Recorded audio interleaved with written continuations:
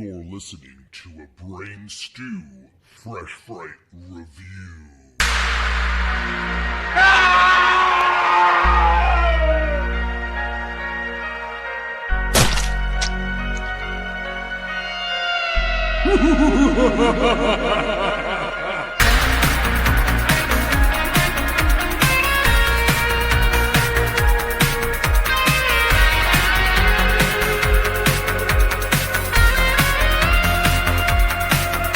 What's up, creeps? We're just happy as peaches to be here for this brand new epic film, guys.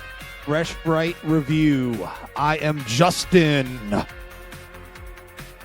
I'm Jeremy, and I've got my long legs on today. Oh, baby! Be ready? And this week, didn't have anything. You tried, man. You tried. You didn't put your Nicolas Cage voice on.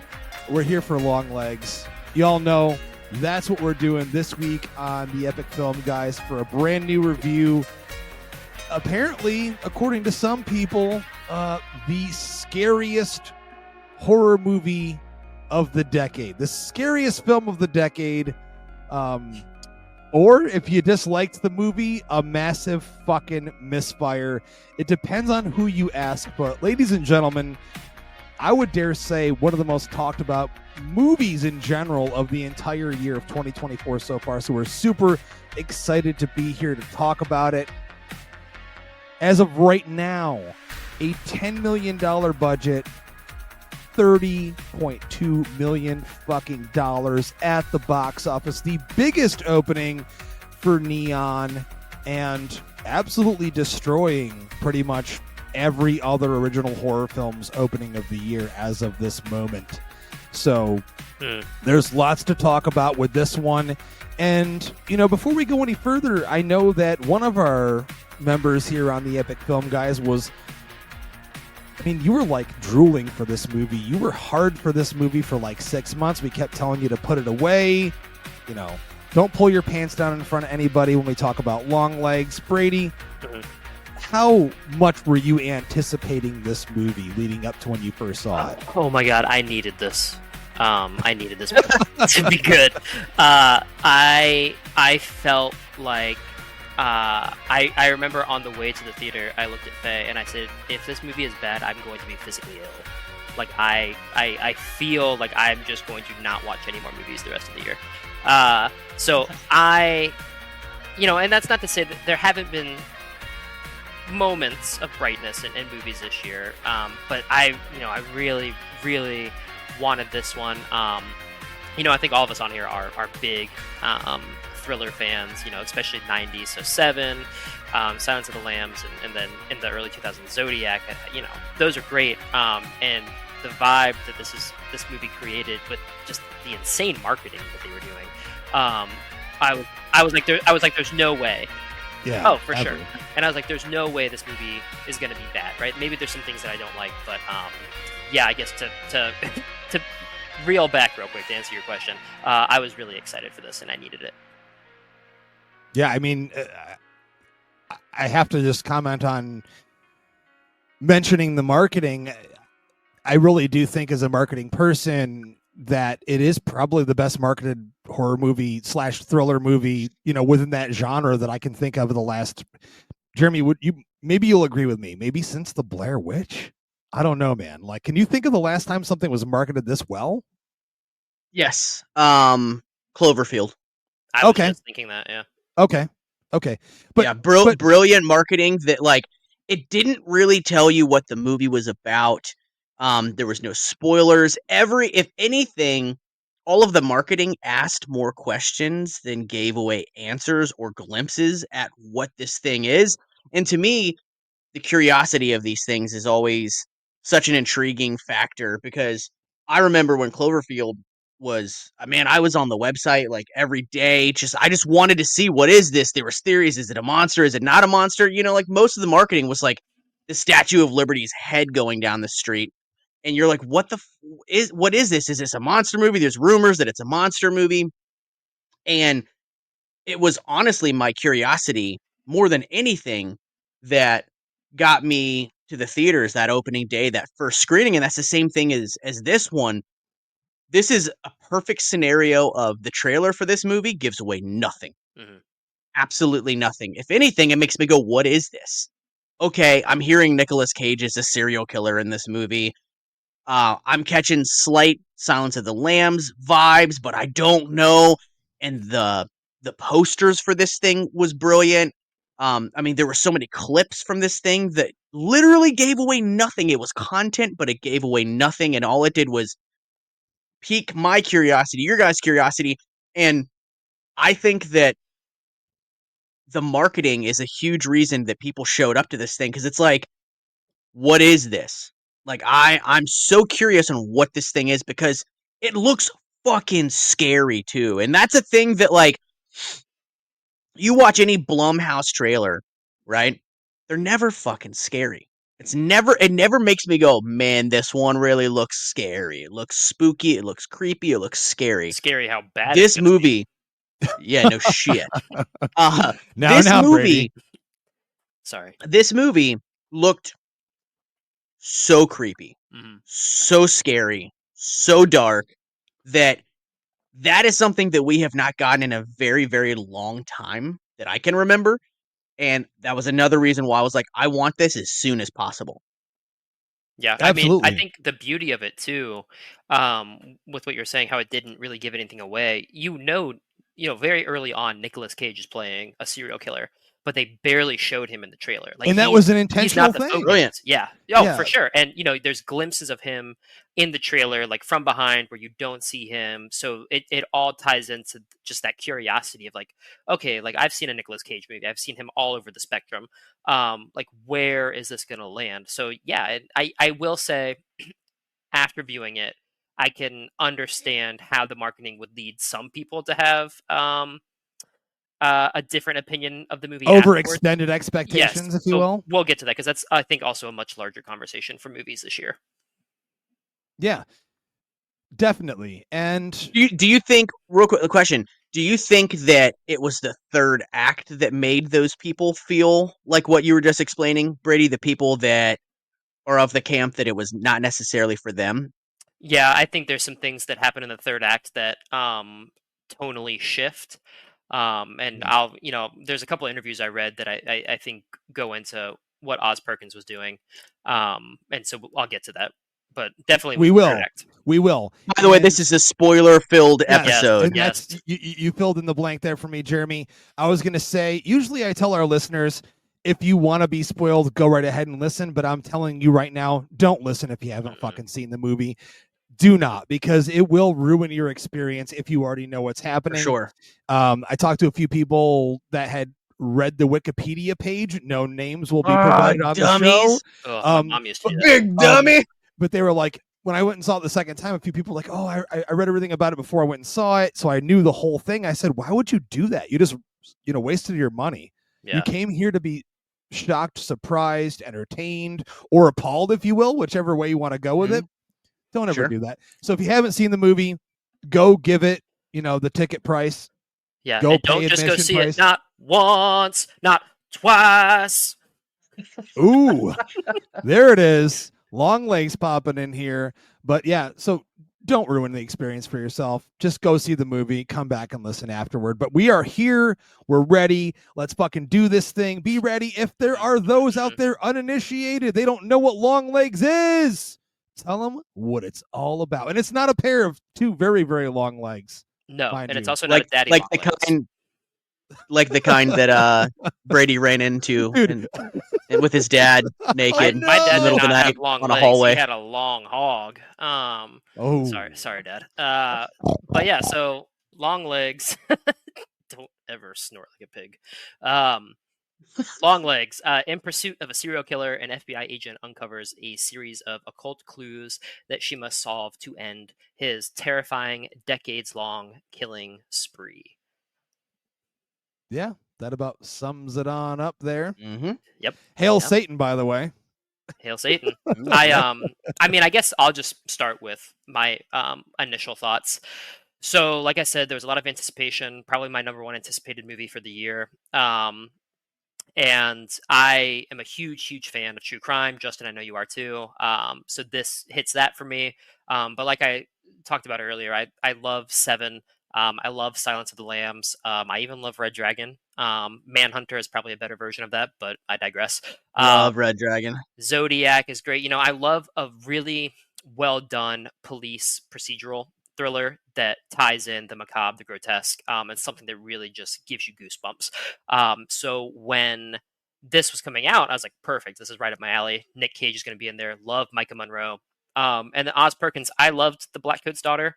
Gretel and Hansel, I only saw once and I don't remember much of it. But I know a lot of people who Legally Blonde. Really like it. Legally Blonde, he's great. So going into it, I was like, that cool. little cameo there. I was like, let me go into this with arms wide open, and Oh my I mean, initial thoughts. god. So first viewing, first 2/3 of the movie, I think are near perfect. And the third act, because of some choices made that I understand, after a second viewing, I kind of left the theater not disappointed, but still like not sure. I was like, huh. Like that was the overall of the ending was, huh, like what does that mean? Like how do I feel about this? And I was like, well, I'm definitely gonna see it a second time. Performances were great. I thought the score was unsettling, creepy. I loved that it was like pretty much all T-Rex for the soundtrack.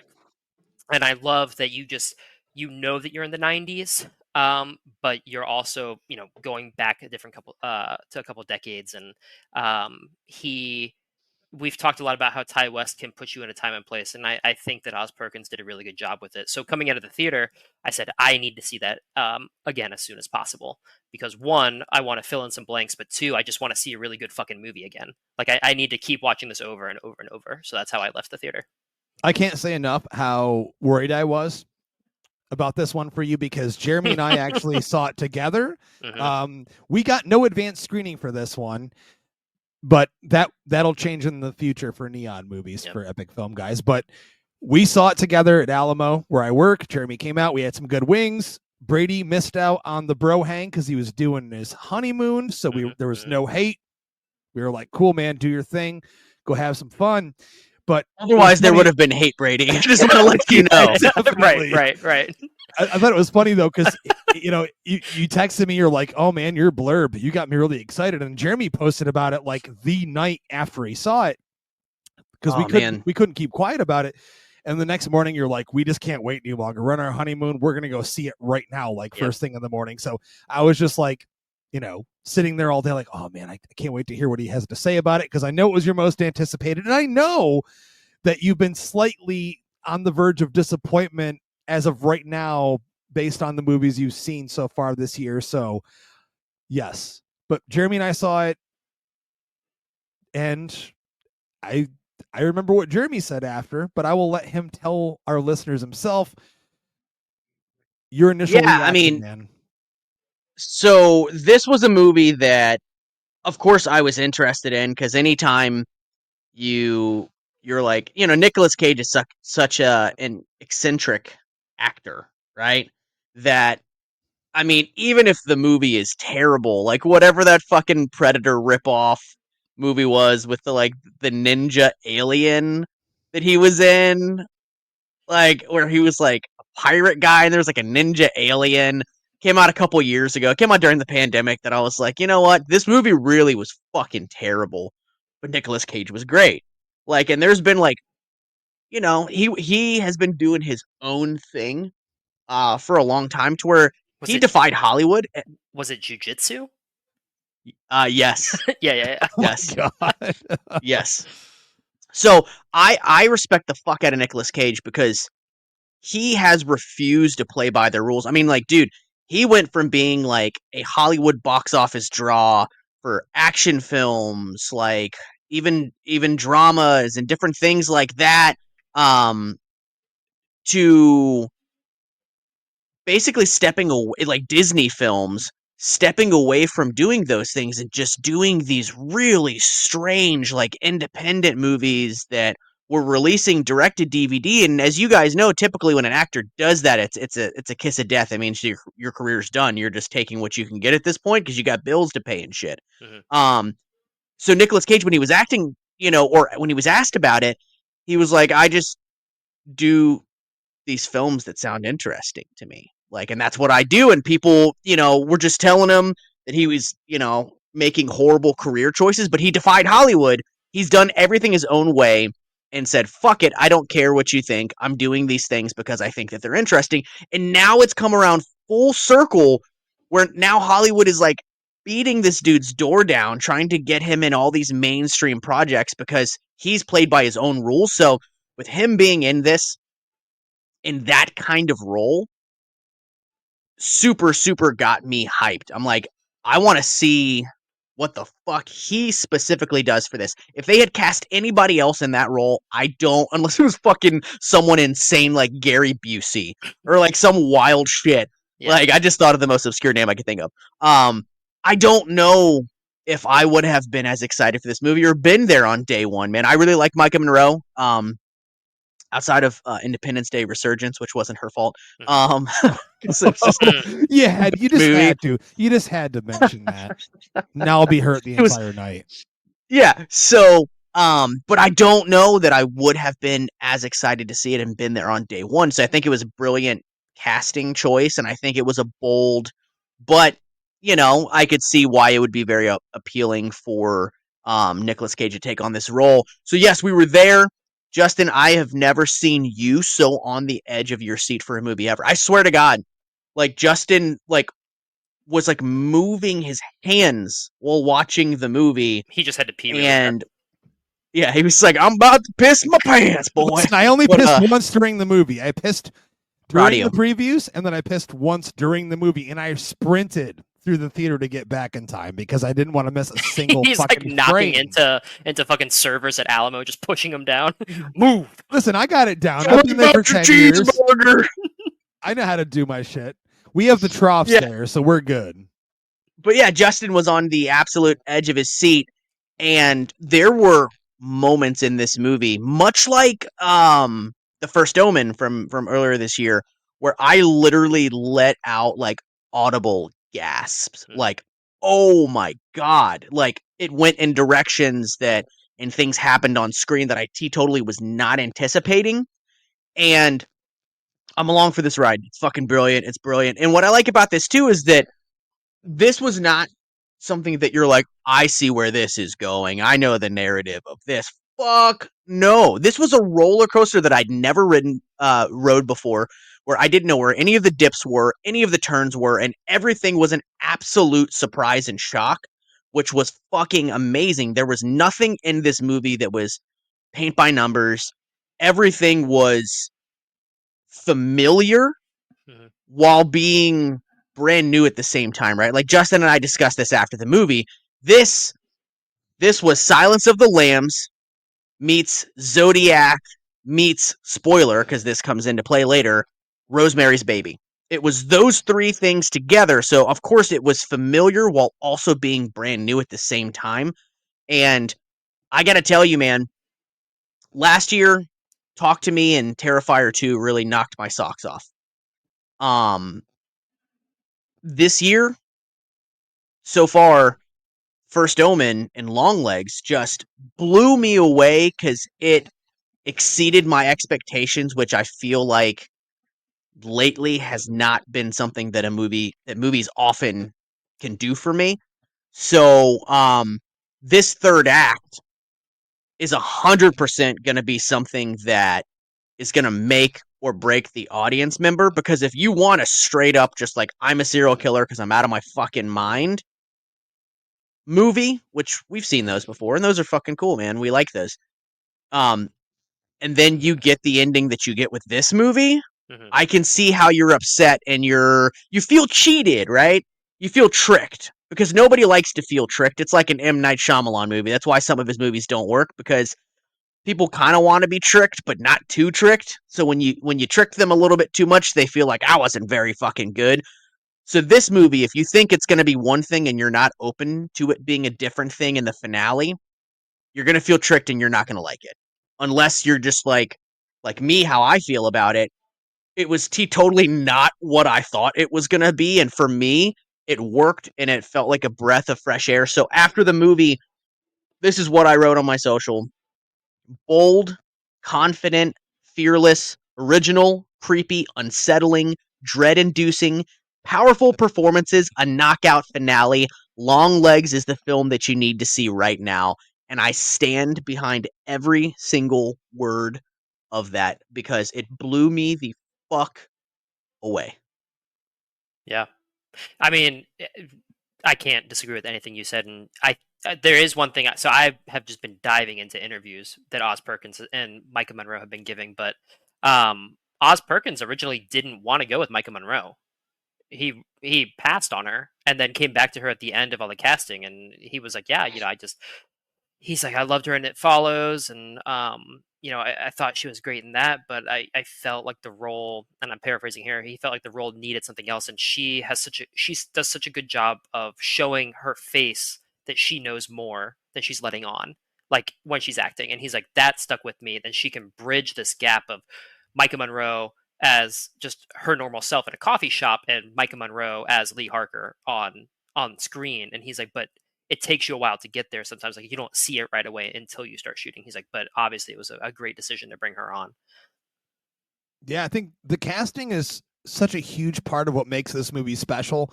I can't say much more in terms of my initial thoughts or, my excitement going into this any different than the two of you, but yeah, just lock and step. Love serial killer movies. Love the concept.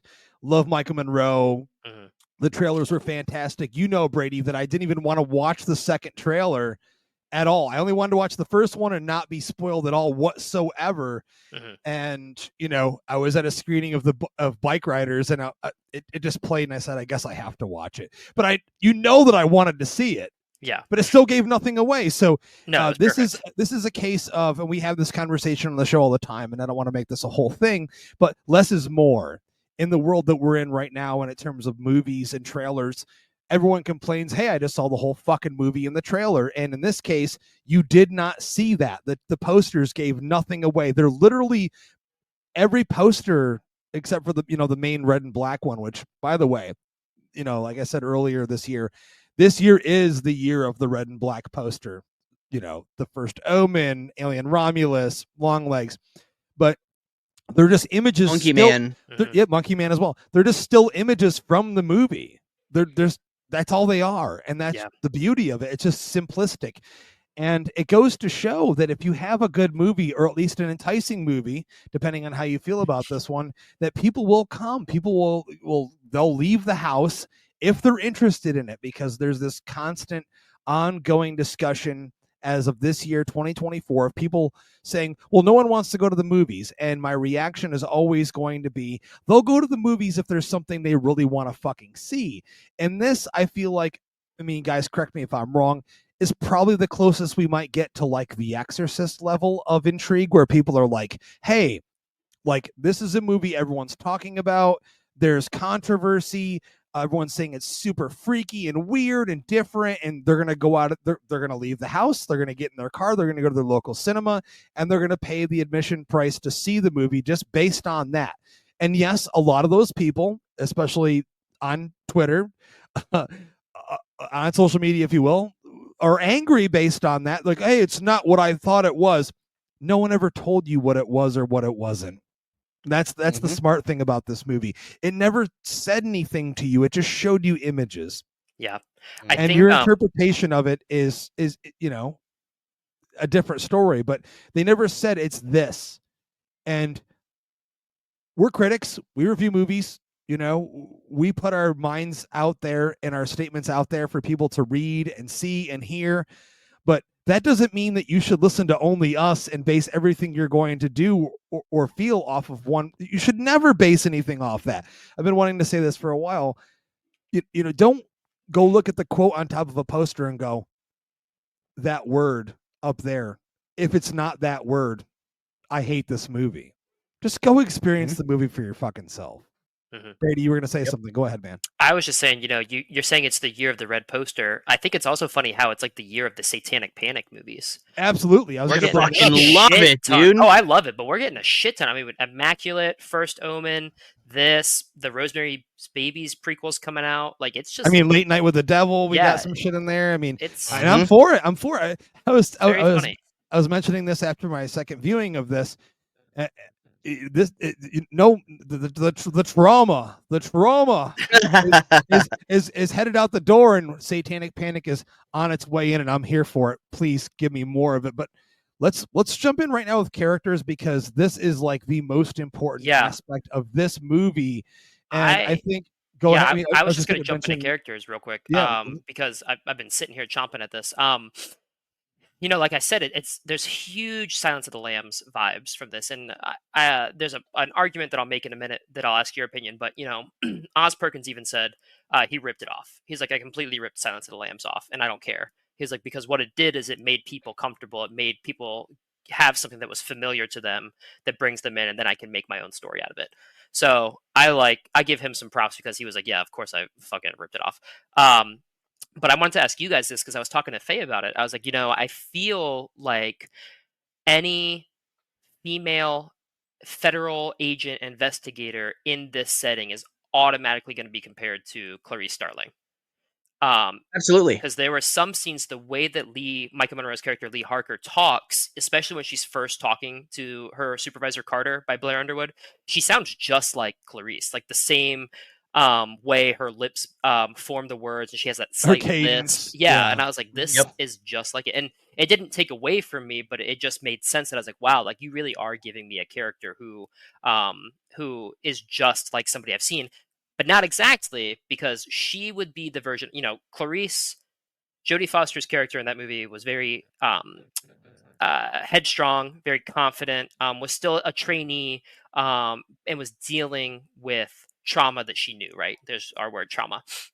Lee Harker is like Starling if she didn't understand what her trauma was, because that's what the difference here is Lee has this fog over most of her life that we find out later why, but that's what she's coming to terms with. So I feel like some of her weird personality traits that were purposeful stem from that, where there's this large swath of your life that you don't know what's happening. I think there's that, and I need to bring this up because I just felt, based on her performance, which, by the way, again, love Micah. She's brilliant. Love everything she did in this movie. I think it's one of the best performances of the genre in a long time.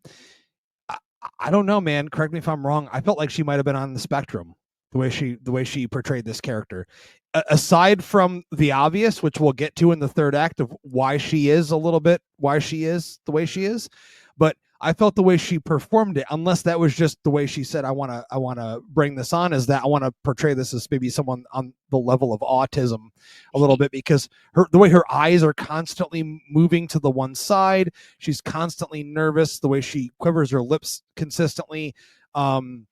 She's not always there, but she is there mentally. She's just not there physically.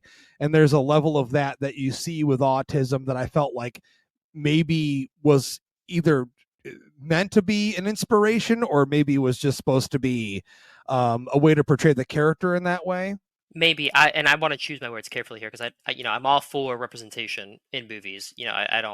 I don't feel like autism or being on the spectrum should be some sort of. You were absolutely talking shit about autistic people pre-show. You're like, I can't stand them. You're like, I can't stand them. But well, if you ask my dad, everybody's on the spectrum, according to my dad. So are you? I said my dad. That would explain a lot about his thinking as well. That he said that. Anyways. So I didn't necessarily take away that. I've heard a lot of people say that. I think that there is this trope of introducing an FBI agent as like a savant lately. Like, think about Will Graham in Hannibal, played by Hugh Dancy. He's portrayed as somebody who is highly autistic, and it's even said pretty much explicitly in the show. And I didn't get the same vibe from Harker. I got the vibe of this is somebody who is just very uncomfortable in social settings Constantly. because of something we don't know. Like, and that goes back to what Oz Perkins said. Like, you can see on her face that she's holding back something, like why this is happening, but you don't know. Well, we know. And Go ahead, Jeremy. No, I was going to say, and if you think about how she was raised, Yes. you know, a mother and her daughter were all alone. Nobody came to visit ever. Mhm. So, like, her mother literally kept her away from people her entire life. Yep. So her not feeling comfortable around other people, I think, would be natural. Justin, I'm with you as well. I think it's honestly a combination of both. I think that absolutely her character could be on the spectrum, and I think a lot of it has to do with her traumatic upbringing where she wasn't around other people. Product of her environment, for sure. Yeah, absolutely. And her nervousness, you know, plus she has a gift where she has intuition, where sometimes she can predict things that are going to happen. And I think she's also uncomfortable with that as well. And her mother is this very odd religious person who has constantly thrust religion on her, and that's never been something that she's wanted or truly accepted. And even still into her adulthood, her mom is really the only person she has in her life that she has any type of emotional connection to. Mhm. But her mother also makes her feel wildly uncomfortable as well. So, Brady, I can I think that ask you a explains question? a lot of her About my mom? uncomfortableness. Have you been saying your prayers? Have you still been saying your prayers? I've never said my I like how prayers. Brady's first Not once. I like how Brady's first response was my mom. Yeah, about my mom. So is there a personal connection to this in a weird way, Brady? And not to Yeah, bring but up I didn't want to personal bring things? it up yet. I just there was Okay. because I don't want it to spoil any. Well, if we're spoiling anything. So, anyways, there's two things that I really liked about this movie that I felt really were hammered home the second viewing. And the first concept is that evil persists. Like, that is really what I took away from it, is evil is going to keep happening and keep continuing regardless of what you do. Your storyline may be tied with a bow and finished. It doesn't matter. Evil moves on to the next thing. Second is really, and this is from interviews with Oz Perkins, and for those of you who don't know, Oz Perkins' dad is somebody super fucking famous, Anthony Perkins. And he, Oz has gone on record and been like, this is a story of really the question at the heart is it okay for a parent to lie to their child ever? And so for me, that resonated because I was like, wow, that's like, I don't have kids, but you two do. It's like, is that something that obviously in this movie to an extreme, but it's something that gets you thinking. It's like, that's what this whole movie pretty much stems from, is a lie told to a child. I have to mention before we get super deep, the way this movie opens, which I thought was a brilliant way to open any movie. 1970s, you're in Oregon. I mean, you've just got a little girl out there with a Polaroid camera. She's just sitting in her room. She's doing what she's doing, and she hears a voice, and she comes outside. Ugh. Do it again, Jeremy. Oh, there it is. Dude, chills up my fucking spine. Like every time I think of it. A strange man with a pale white face comes up. Miss Piggy looking ass bitch. Oh, dude. Looked like he slapped some Crisco on his face. God damn. Well, we have to talk about that. We'll talk about that. Yeah. But this opening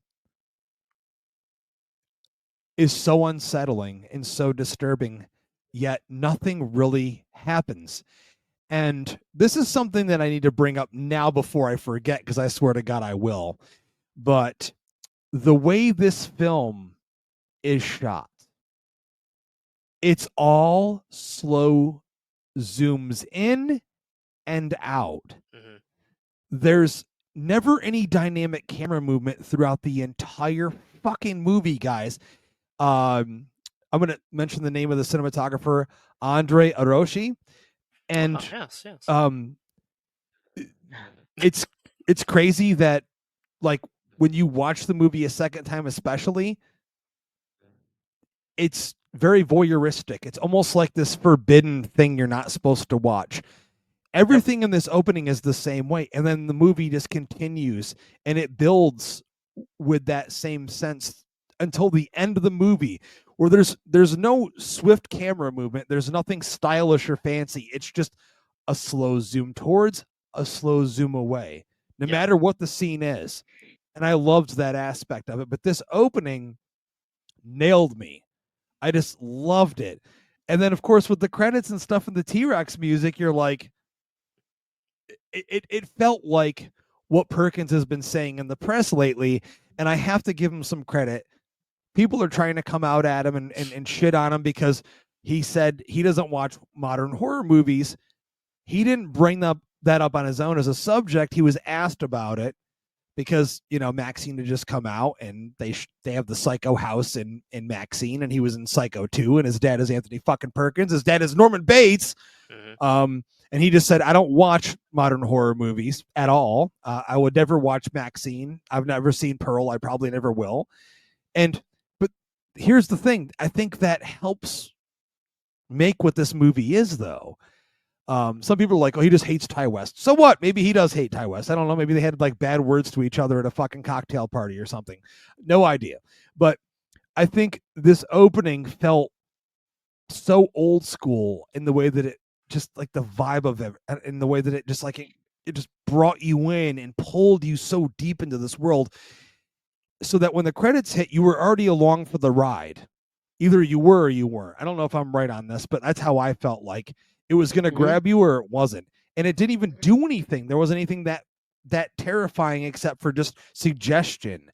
And that's what goes back to that 1970s sense of horror and thriller filmmaking, where you just see images, you feel a vibe and a tone along with the music and the visual, and it just makes that wrapped around into something that just pulls you into the movie. Mm-hmm. That kind of follows how the trailers were, because the opening also didn't give anything away or indicate what this thing was going to be. Like a lot of times, the opening of a film, you're like, okay, it's the precursor. It sets up what the film is going to actually be. But this one, that first scene was mega creepy while not really doing anything at all or telling you anything at all. Just like the marketing campaign, it kind of asked more questions in our brains than it was literally answering. Yeah. No, and I mean, even for, the Oz Perkins interview where he goes on to say he doesn't watch new horror, it wasn't as negative as it sounds when you're like, oh, Oz Perkins doesn't like new horror. He basically just got out there and he was like, I don't really watch anything new. That's how he said it. He was like, there's tons of new horror coming out, and because somebody had asked him about Maxine, obviously, and he was like, I have a sort of distaste for anything new. I wouldn't say I'm someone who dislikes horror movies. I just don't see new ones. I have no interest. I'll never see Maxine. I'll never see Pearl. I saw X for reasons. It wasn't on purpose. I don't see contemporary things. They don't interest me. And that's not to say they aren't great. I'm sure they're great and make a lot of people happy, which is all that really matters. And then he goes on to talk about how the horror genre is just the most inventive one. It gives people the most creative leeway. And he was like, that's where he likes to dwell. He would much rather make something like Todd Browning's Dracula and feel the romanticism and the luxury and the pomp instead of like another Jeffrey Dahmer movie, So there's definitely some context there. I didn't take away that he hates Ty West, but he could, for sure. But regardless, I think, like you said, Justin, the opening is just spectacular. And one thing that they do pretty consistently and intentionally throughout the movie is they never really fully show you Longlegs, Nick Cage's character, until about halfway through the movie, which the movie isn't super long. It's got a pretty brisk runtime, but I like that too, because in the opening you just see the bottom half of his face and like his outfit, which is still unsettling enough to make me have goosebumps. And same thing, I was locked in. And I wonder if they shot it that way, or if they did the whole like only showing the lower half of his face in post-production for that first scene. Maybe they did both. Yeah. I think the idea to give Nicolas Cage extensive makeup needs to come up now, even though we don't see him until about, I would say later than halfway through the movie. I think it was a very good choice to do this. Now, some people have made fun of it, in terms of how they conceptually designed it, how they, the final product, if you will. I really enjoyed it, but it is something that's going to connect with you in one way or the other. I don't think it's like this middle ground. I think you're either going to really like it or you're not going to like it. But I get the idea behind it because, Jeremy, I'll ask you this question. If they had just put Nicolas Cage in this movie as this character and had him portray this character Longlegs, aka Dale Cobble, as himself, maybe with some stringy hair, maybe like a dirty outfit, it would just be Nicolas Cage in that costume. Yeah. Or whatever. Giving a great performance. It would be Nicolas Cage giving a great performance while looking like Nicolas Cage. Yeah. When I watched the movie, and you got to think back to Silence of the Lambs, everyone keeps mentioning that. When Anthony Hopkins did that movie, he wasn't Anthony Hopkins yet. He was not the big household name that he became after that movie. Nicolas Cage is a meme, right? That's what he's mostly considered in the internet world to a lot of the younglings. So I think it was almost like a Heath Ledger Joker type of idea. Like, let's make him this other thing. Like, you could still tell it's him, but if you didn't know who he was, you wouldn't know it's him. And his portrayal of the character would either make or break the movie. And I think it makes the movie, absolutely fucking makes the movie. It's right up there with, I'm going to mention his name, no matter what you think of him or not, but Kevin Spacey in Seven, or as I just mentioned, Hopkins in Silence of the Lambs. Brady, did the first reveal, if you will, like obviously in the first opening of the movie, you kind of immediately know, like, oh, that's him, and that's how he's going to look in this thing. I can't wait to see what he's going to look like when they reveal him. Yeah. So it was jarring. I'll say for sure, and it was unsettling and grotesque, and it was something that assaults your eyes, but I think gets its power because it resonates with you. And like we've said, like Jeremy said, if it's just Nick Cage without the makeup, it's still a great Nick Cage performance, right? But I'm going to associate that as, oh, well, that's Nick Cage, and then, insert movie that I bring to mind when I think of him. But when I see this, I think that's fucking terrifying. That's scary as hell. If I'm a 9-year-old kid and that's coming up to me in my backyard, like this person that I have no idea and is coming up to me, I'm going to flip shit and remember that the rest of my life, unless, there's some satanic stuff going on. I think I was worried because when I first saw it, I said, I really hope that they're not going in a direction that they're going to make the villain trans, because I feel like I hear a lot of arguments from people who are watching horror who are like, horror has villainized trans people, and to an extent it sure has.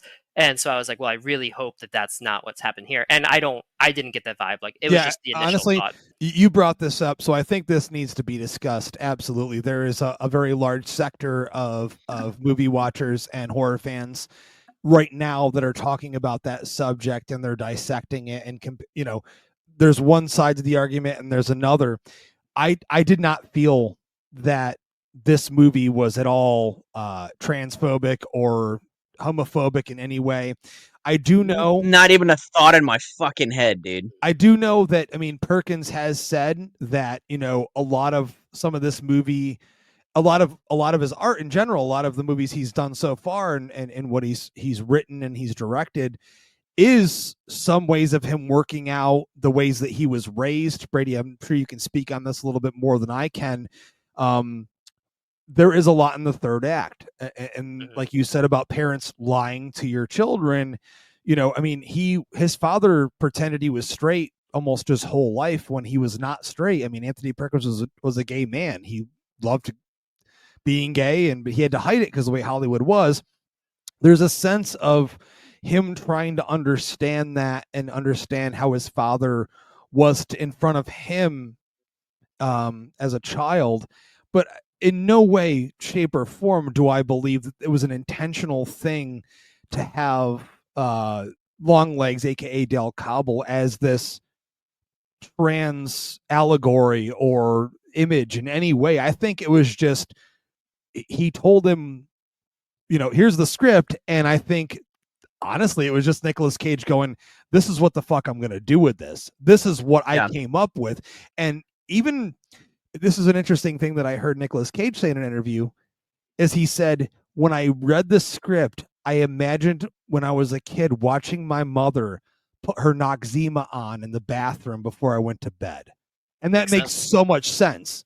So much sense. You know, he had a lot to say. He was a producer on the movie. I think this was a very deep collaborative effort. And nothing, for me at least, I mean, everyone brings or feels different things from films they watch, but I do not feel there's any intention at all whatsoever to, you know, as you said, Brady, to relay those feelings or thoughts in terms No, of... it was just an initial worry when you can deduce pretty much what the character is going to look like with all that makeup, the long hair, and I was like, all right, I really hope that this isn't what they're going to do, because then that's going to be the entire talking point of the movie. Right. But after you get into the movie, you realize that that's not the case, and there's nothing even remotely close to that. You know, one thing that I did read too, kind of going in with what you were saying, is Oz Perkins in most of his interviews has been very consistent about being like, nobody changed anything in this movie. He's like, Nick Cage did not ad lib. Like, the script that he recites is everything I wrote down. He's like, now what he brought to the character was something that after weeks and weeks of him reading for the part and us talking, he brought that to the set. He's like, but absolutely, that script was set, and that's how I like to write my scripts. And I thought that was pretty impressive, because I thought that the monologue with Cobble was great. Like, and really any line he delivers is creepy, mostly because of his delivery. But if you really dissect the words, it's like, that's just terrifying. Like when he's like talking to the doll in the basement, that's just creepy as fuck. Yeah. So I was gonna. I'm gonna jump in real quick before we move away from the character design of Longlegs and say Brady and I used to work in a grocery store. Oh no! And here we go. Let me tell you what. We, you know, everybody eats, right? Every different kind of person eats, right? So it's not like, you know, a clothing store where, you know, that's only hitting one market, one demographic. Like Gap, you know, people that are going in the Gap or people that shop at Gap. Grocery stores are a necessity because everyone eats. So I know Brady will attest to this. We've seen some fucked up looking people that would come into the grocery store. So honestly, his character design is jarring, and I'm gonna go ahead and say original, and but also like strange as I've it seen is. that at like 11 o'clock on a closing shift at a grocery store for sure. 100%. 100% people with skin defects, you know, just really strange looking people. Even people that put their makeup on in crazy ways, to where it's like, you know, as fucking weird as Nicolas Cage looked in that movie, I feel like, just like Brady said, I've seen that same level of weird at 11:33 p.m. In a grocery store. Well, it's like when he walks into that one like hardware store, and the girl's like, "What is that even supposed to mean?" And then he's like, "When's your birthday?" She's like, "Dad, that weird guy's here again." Like, that's exactly what you'd be God like in the bless grocery store. her. Be like, And "What do you need?" I loved this scene 100%. because this scene added levity to the film, and the film needed it. I mean, you know, moving along with what this movie needed and the characters and such, Blair Underwood as Agent Carter is the reason why the movie is not just like a fucking hell erupting from the ground up and like pulling you in and sucking you. He's got some great one-liners. He's funny. He's human. And this is a great example in this scene of just like, dude, this girl's just laughing in the face of this guy she doesn't even think is anything. And we come to find out is this satanic, insane serial killer mastermind. I just loved it, you know. And he just looks at her. She mocks him. Blair Underwood is fantastic in that role. I mean, what sticks out for me is when, you know, he gives the file to Carter and she falls asleep in her office in the first act, and he comes in. He's like, "All right, I'm still thirsty. Let's go get a drink." She's like, "Well, I don't drink." He's like, "You're right. You don't drink. I'll have a drink. You talk." And it's just like little quippy and I things loved like it. that the Dude, entire listen, time. Yeah. I was thinking the whole time that was you and I was him. Yeah, pretty much. Because he's like, "Oh, I'll have another one. Yeah, thank you." And he knows the bartender's name. And then when he goes to get up and leave, he's like, "Oh," like he's falling like, backwards. And she's like, "I'll drive." Yeah, he just, nods. He definitely, you know, if you're going to talk about more light moments in a very dark movie, he brings them full force. Which, spoiler alert, brings his demise at the end, like that really, I was like, But man, God damn More it, Brady, power. I want to go drink at that bar that he was drinking at, wherever the fuck they were. I want to go to that bar, that those are wood like paneling and shit. $30 Tito's and sodas, Justin. We're not drinking at that bar. Listen, All right, Harker, you're gonna come inside and meet my family. Do I have to? Sir, do I have to? Sir, do I have to? Yes, you do. Yeah, Come you on. do. No, he was great. And you know what I really do like about the movie too is it's a very tight cast. So Blair Underwood, Micah Monroe, Nick Cage, and then you have, I mean, the only other real name in that is Kieran Shipka, who shows up for one scene, which is still a great scene, great powerful scene, especially that. How that dare accent you? she has. How dare you not mention Alicia Witt, who is one of the best performances was in the getting movie, there. if not the best. I mean, I don't know where we're at, but on second viewing, I think she's right up there with Micah and with Nicholas. I really she gives do. a good performance. I'll never not see her in a bad performance in Urban Legend, but that's just me. Okay, listen, one performance out of an entire fucking career. What else has she been I in? love Urban A Legend. lot of stuff. I mean, like, what all has she been in? If we're going to talk about a career, Come Walking on. Dead, Dune, the original Nope. Dune movie. She was in, the Return of Twin Peaks. She's done a whole shitload of stuff. And what's crazy is I didn't even realize it because I saw her name pop up in the credits. But Jeremy was correct in saying when the movie started, I was just like enamored. Mhm. I was sucked in. I wasn't even paying attention to anything but what I saw on screen in terms of characters and motion. So I wasn't looking at like, oh, this person's in the movie. It was a different kind of experience for me because I just wanted, I was ready. As I said to, I forget who it was. Oh, no, it was our good friend Corey who listens to the show. Mhm. I said, I literally spread my ass cheeks and let Longlegs fuck me. And that's what I wanted to happen. I just wanted it to overtake me. And seriously, like we only get some of these experiences. Analogies we could use, but there's a lot of no, stuff we'll totally go with we'll totally go with that one. I will totally go with Justin. If somebody's like, "How'd you feel, Longlegs?" Be like, you know what? Why don't you go talk to my co-host because he he got ass fucked by. spread his ass cheeks. Seriously for Longlegs. though, I mean, when you think about it that way, I want, if we're gonna have a monumental cinematic experience, Fuck us. It might as well be Longlegs. Yeah. why wouldn't it be like that? All right. So look, I got to get to third act here because I think that's what we got to talk about. I mean, there's plenty. Can to I talk say about, one more but thing feel real free- quick? Feel free. Real quick. Go ahead. Yeah. Brady's quick. running the ship All right. tonight. All right, I'm with it. I love it. You navigate it, Captain, my captain. Kiernan Shipka had one scene in the entire movie. You guys would recognize her. She was Sabrina in the Netflix Sabrina show. She's been in a bunch of different things. Mad Men. She's Sally Draper. Sally Draper. One of Yeah, my yeah. favorite shows of all time. Yeah, She's she's amazing. been in a lot of different things. She was in one scene in this movie, and holy fucking shit, was it so bizarre. Mhm. The scene was bizarre. The way that she talked and used her words, with a slight accent as well, was off-putting. I feel like in the one scene she got in this movie, it was just a home run for her. Like, she was kind of scary. And the whole scene was just like super, super fascinating. Like, I felt like that scene, for whatever reason in particular, was like, and it was her delivery. It was absolutely her performance, but I held on to every single word she said, and she was phenomenal in it. So this movie, were we expecting Nicolas Cage to have a fucking insane performance?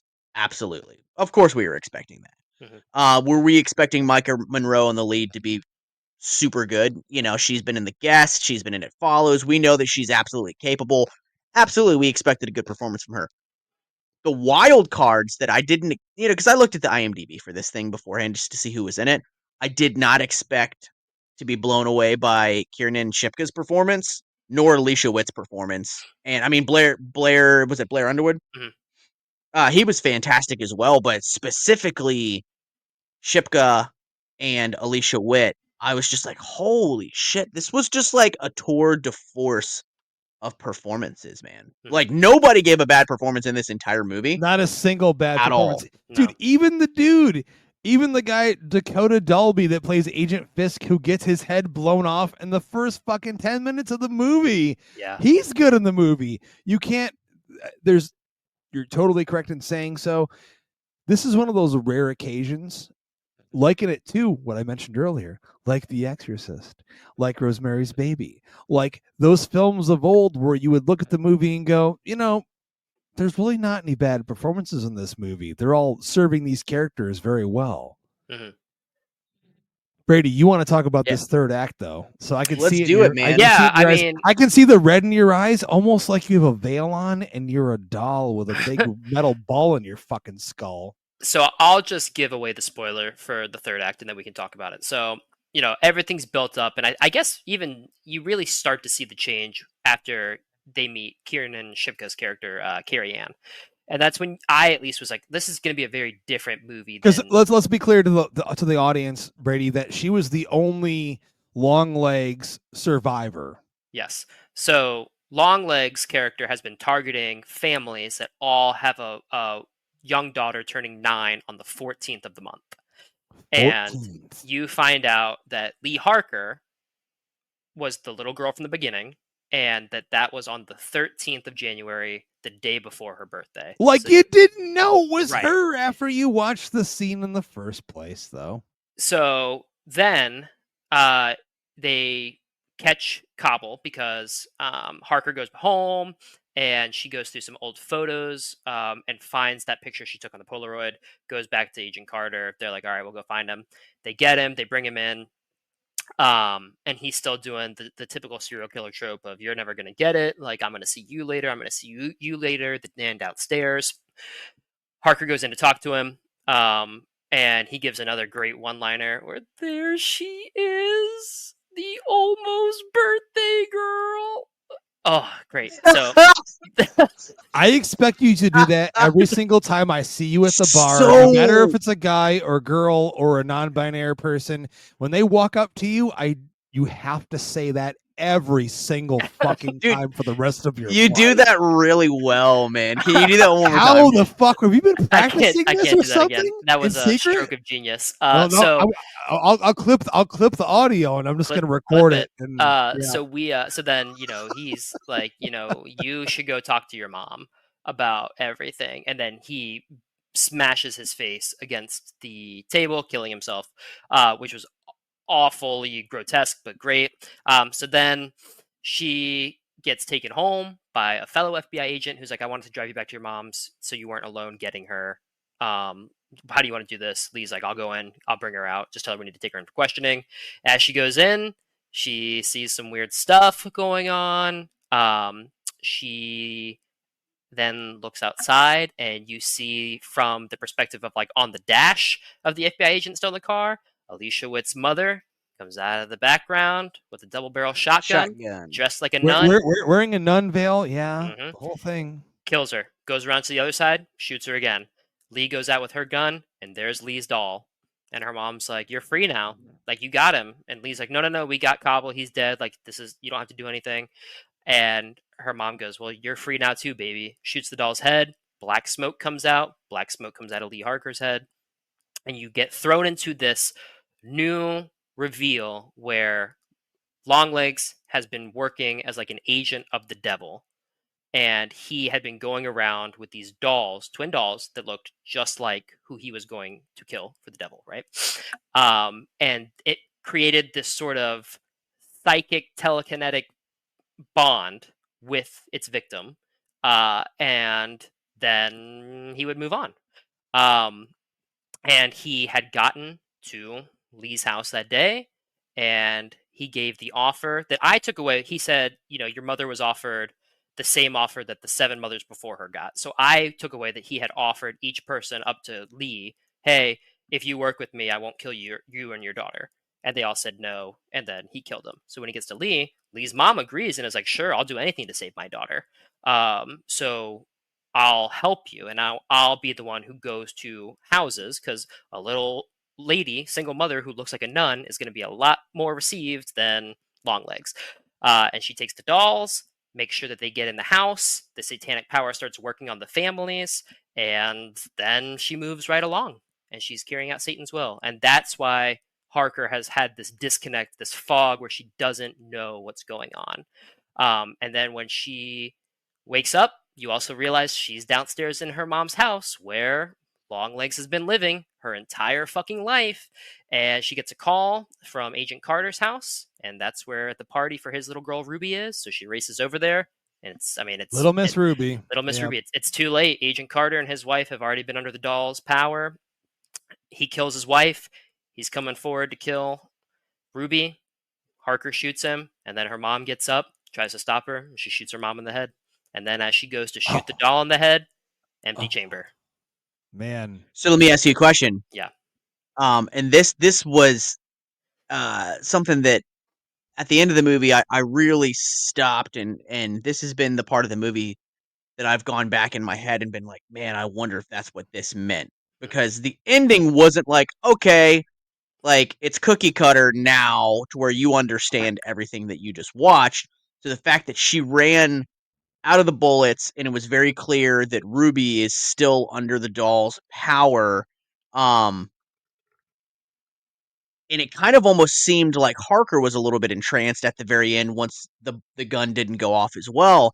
It made me stop and go, I wonder if now the same relationship that Longlegs and Lee's mother had, if that would now continue with Agent Harker and the little girl.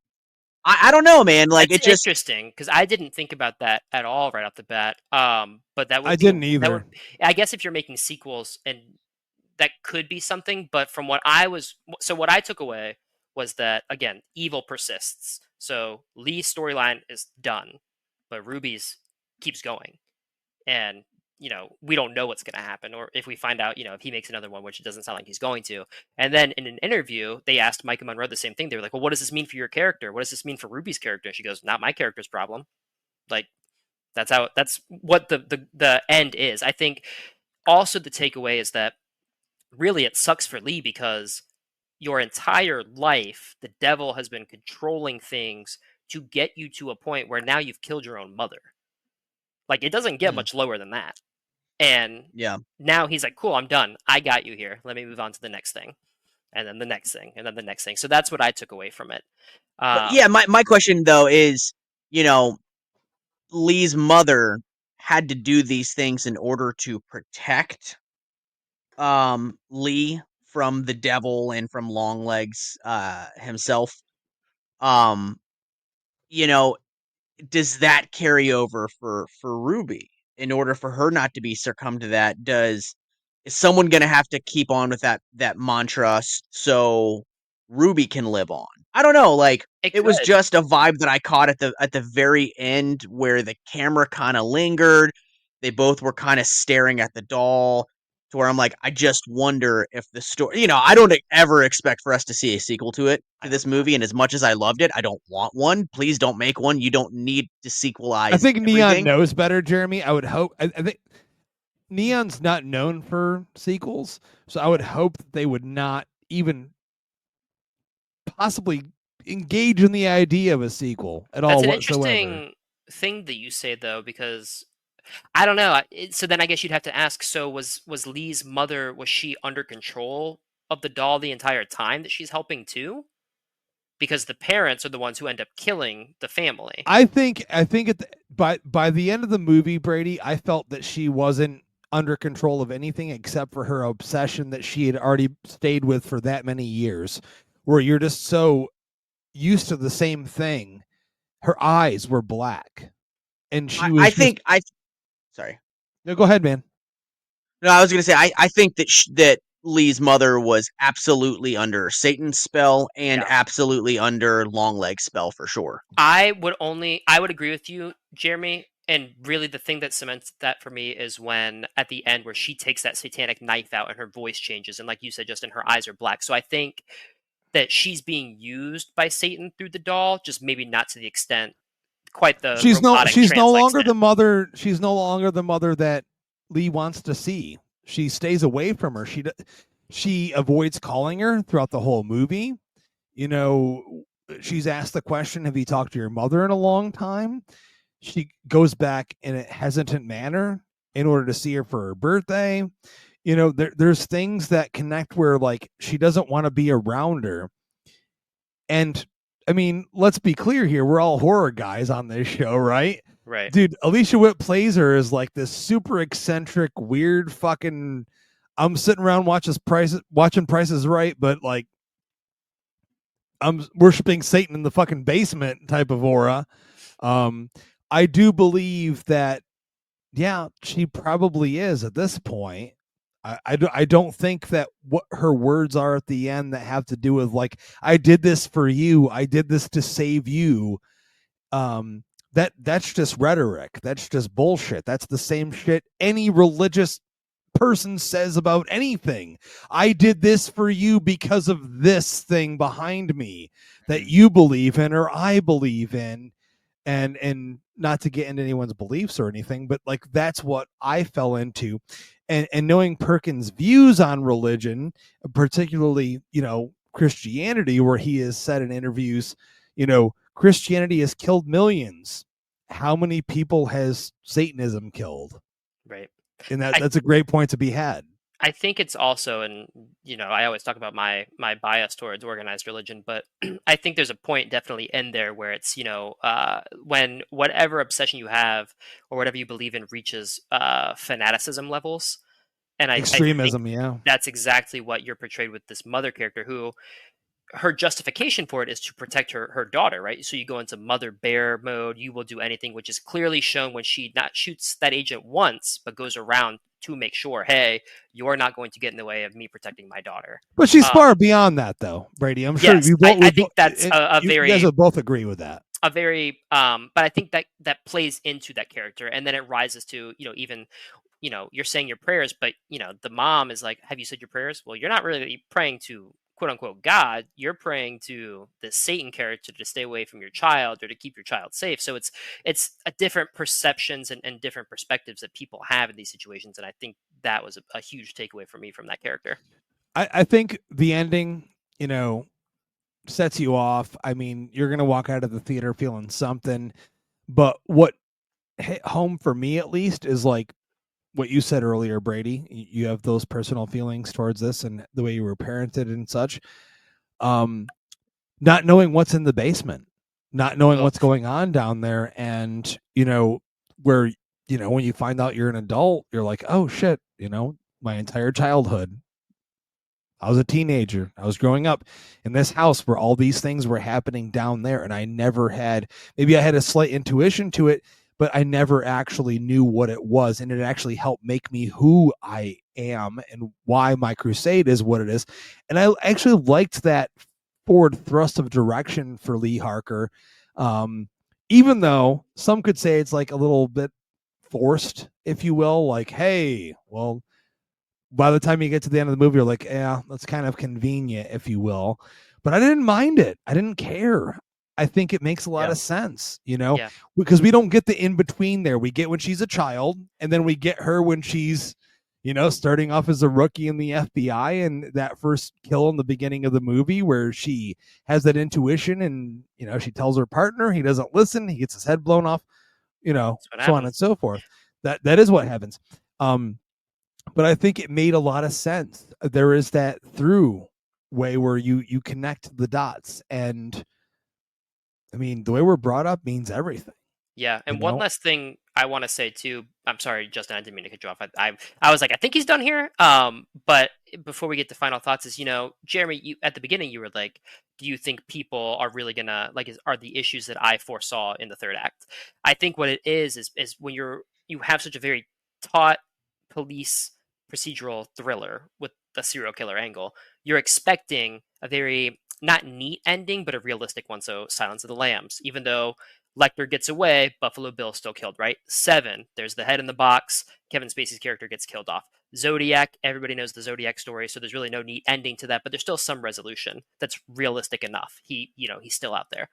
With this one, because it takes the angle of Satanism and this evil entity, that's not what you get. So you're sitting there like, whoa, whoa, whoa, whoa. My mind, like, I have to completely switch gears here to go from a very realistic depiction of something to now it's kind of more abstract, right?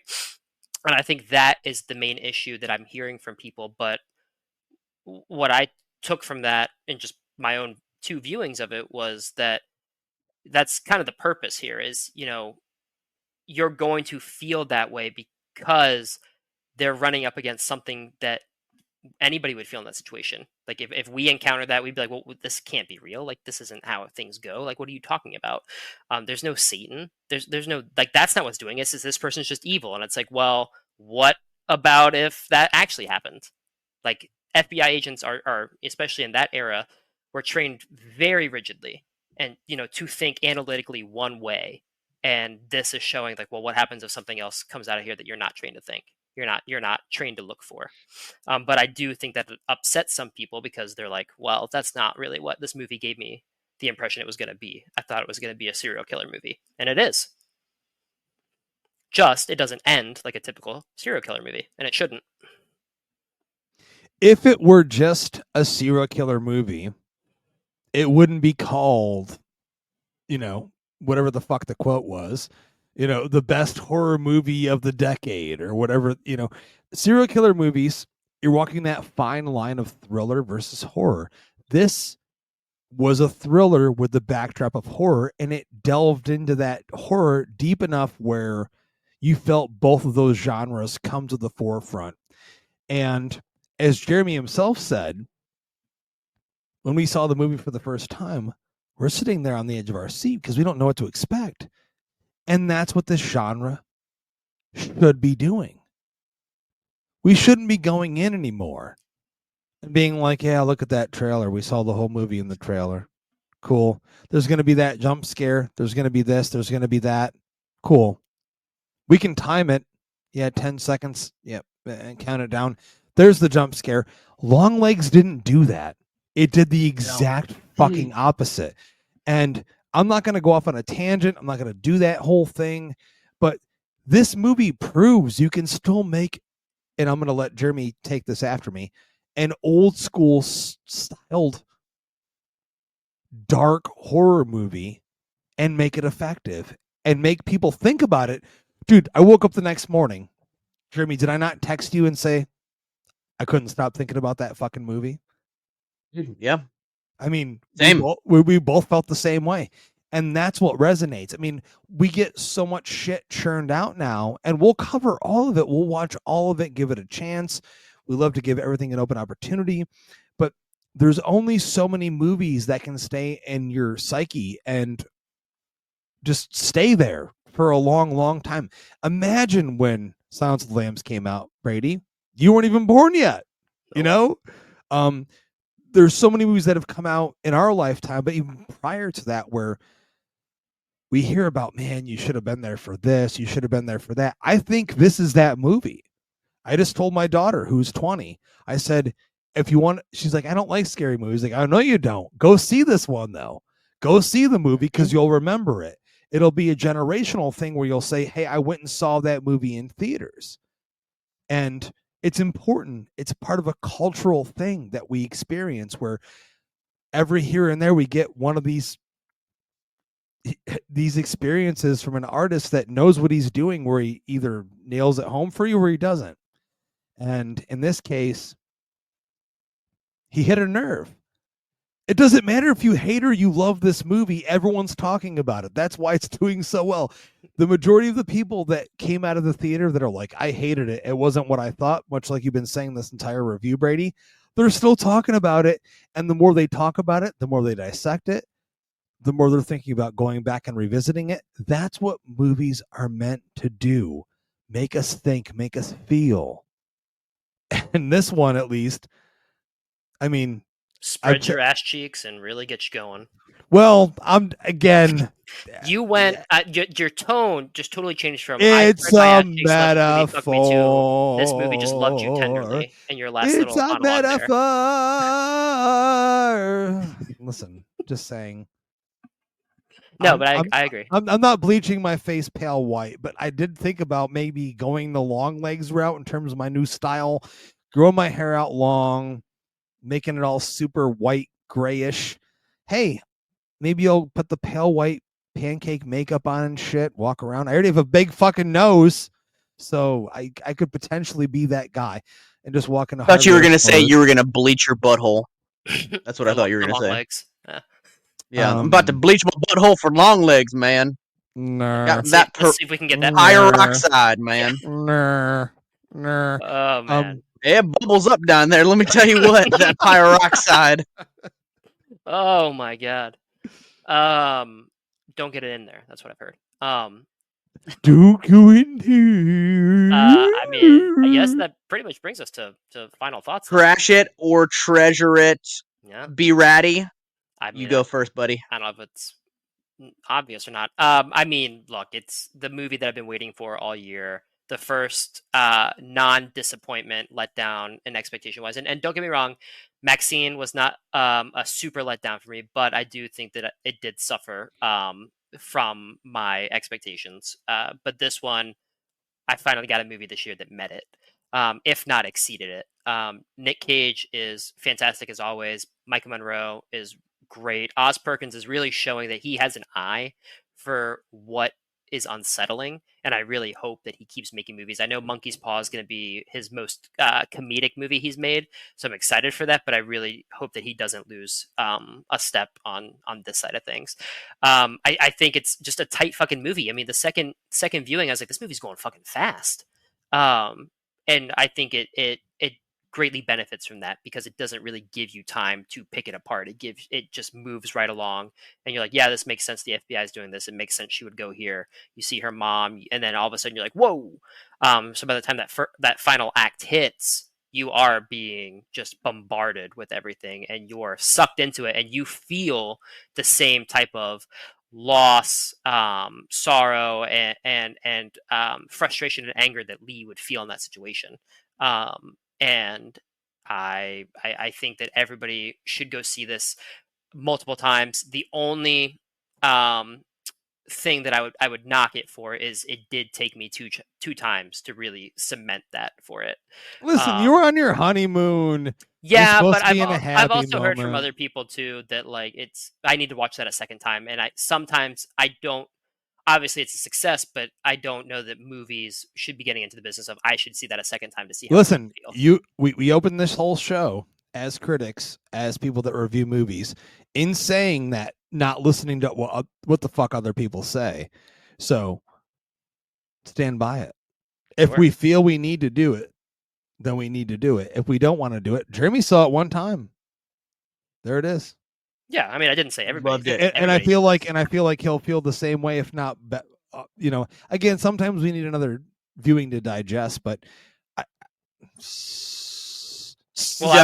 would just counter that and say, just because you didn't need a second viewing to feel the way you did about it doesn't mean that everybody else wouldn't. So it goes both ways. Film is subjective. Trash it, treasure it. Treasure that shit. I'm gonna jump in. And of course, I'm going to treasure this thing. As it stands right now, this is my favorite movie I've seen this year. Woo! Woo! Yeah, I mean, dude, it was something special, man. It was something. There it is. Oh my god. Dude, you do that so good, man. This one was something special. I walked out of the movie like completely energized from its being, and I woke up. Even like going to sleep was difficult because I was just my mind was racing with how much I loved this thing. Me too, I woke up and continued thinking about it, and anybody that has ears that has been in front of me, I'm like, dude, Longlegs. You need to do that. Anne's poor family. Oh. we spent this past weekend at the beach with all of Anne's family, and I'm like, yo, this movie Longlegs, and like none of Anne's family are like particularly into movies like I am, nowhere near on that level, but they humored me. They're like, oh, what is it? And like, fucking basement though. Oh, they know. Oh yeah. They can hear you waking up. Like, oh, he's awake. He's gonna ask us about Longlegs. Act like you're busy. Yeah. They're like, start reading the back of the cake box. Family outing. Family outing. A full-size Longlegs in his basement, so no one's gonna go down Dude, there? They humored me. That was very nice of them. But I needed somebody to talk to about this movie. That's how much I fucking loved it. So of course I'm gonna treasure this thing. And Hail Satan. Hail Satan. Yes. Yes. Yes. Yes. Yes. Yes. Yes. Following right along. Yes. Yes. Yes. Yes. Brady, do it again. Do it. There she is. The almost birthday girl. Okay. So, ladies and gentlemen, anytime I go out to any bar or any restaurant with this man ever again, I expect him to do that to whoever walks up. Server, bartender, random person that doesn't know us, I'm going to expect him to do People that. And I'm passing going on to their way to make the sure. bathroom, just leaning over the urinal. What were you doing with that big girl? Beefy. God. girl. Or Satan. Girl. Ladies and gentlemen, I'm going to mention this real quick because this is the first time it's ever going to happen. When this movie comes out on Blu-ray, aka home video, I say the Epic Film guys should do a full commentary of Longlegs. I'm down. Sure. Down. Let us know if you're interested. This has been something we've been getting a lot of requests for, like actually commentaries on some movies that I would dare not mention. But yes, I appreciate the requests for those, but I think this is one of those movies where we could go step by step, beat by beat, frame by frame, and really go into on a super deep level, because there's so much to delve into. And even though we've only gone, as of this moment, about an hour and 20 minutes into this episode on this review, there is a lot more to unpack on this movie. So I would guarantee you that we would all be down to revisit this one again. But yes, it's very clear it's a treasure-it for me. It didn't take me a second watch to confirm it was a treasure-it, but I think there was a lot of no. There was just a lot. Right, he's a little bitch. He knows he's a little bitch. I wanted to experience it all again another time in a different environment and just really just feel it again. There's certain movies where I feel something from them and I want to feel it again, but also it's hard for me to explain. Almost like you're like an out of body, out of mind experience, where the pressure is off. Like I've already seen it the first time. I get to go into it a second time. And even after we saw it the first time, Jeremy, you already know. I knew how you felt, and I never said I didn't feel the same way. Never said I disliked the movie or anything like that. I wanted one more go at it because there was so much more. And that whole ride home, yeah, bless my wife Danielle for listening to me go a million miles a fucking minute constantly, like. And also, not going to say, love that Brady was on his honeymoon, but wished he was there because I knew it was his most anticipated. It was supposed to be like a team thing. And just knowing like that connection. Jesus Christ. So happy you're on your honeymoon, but you fucking suck. No, I reckon it's fine. I reckon if Hims wants me to go on the honeymoons without the Epic Film guys, then I'd rather do so. I might like to jump right out the windows and do so for him. Just knowing I'm going to jump out the window and have if that he's asked me to go ahead and cut my honeymoon short to go see Longlegs, I just might reckon do that. Experience it all together. But there you have it, ladies and gentlemen. 3 recommendations, all treasure-its on the Epic Film guys for Longlegs. Guarantee you, if you've listened to this episode, you've already fucking seen the movie. And if you haven't, I feel terrible for you for listening to this. Missing out. Treachery, this awfulness, this terrible, absolutely terrible representation of the movie before you see it. But we love you. Thanks for listening. And next month, Jesus Christ, guys, we have Trap, we have Cuckoo, and we have, what's that little movie, Jeremy? There's a movie with like some penis head looking slimy black penis thing. Head. Let me tell you what, I want that penis head bucket that Cinemark is coming out with. We're talking about right now my most anticipated movie of the year, which is Alien Romulus, which looks fucking fantastic. I cannot wait to talk about that. We've also got Terminator 0 hitting Netflix. Cannot wait for that as well. It's going down, gents. Mm-hmm. So there it is right there. And if it's your first time listening, thank you for checking us out. If you've been listening for a long time, thanks again. We're available on every single podcast platform known to man and on social media. Facebook, Instagram, Twitter, TikTok. Yeah, all of them. I forget all the different names. All Threads, if you will. But damn. apparently, you don't need to be following me and to be following Be Ready because he's going to be doing all these Longlegs impersonations everywhere he goes. He's going to wear the wig. He's going to put the makeup on, the whole deal, the fake nose. See, there it is right there. Oh my God. We're creepiness, like hashtag that shit. Creepiness. It's there. Thanks again. I know a lot of listeners have been asking us where this review is. They've been looking forward to it. So just letting you know, there's going to be more. It's here, but we're going to do more because I know we can do more with the commentary. So much more to dig into. But thanks so much for listening. We love you. Once again, I am Justin.